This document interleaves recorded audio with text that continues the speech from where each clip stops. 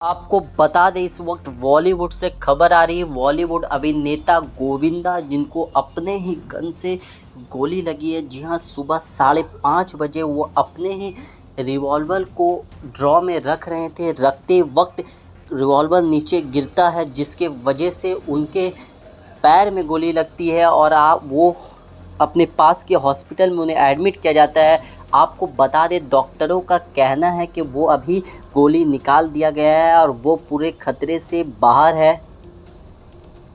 की गोली लगी है तो अभी आपको गोली निकाल दी गई है, सब कुछ जी हाँ, सब कुछ हो चुका हुआ है।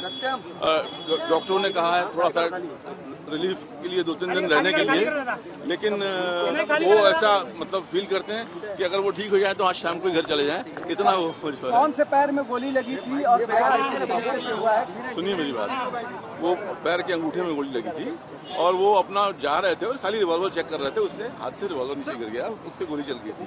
तो वक्त के ऊपर जो है यहाँ पहुँच गया। कोई बोल रहा थाइल्स में लगी थी, पैर में लगी थी, आप एग्जैक्ट बताइए सर जहाँ पे, क्योंकि इनके जो फैंस हैं पाँव के अंगूठा हाँ नीचे। मैं बताऊँ, साइलेंट प्लीज।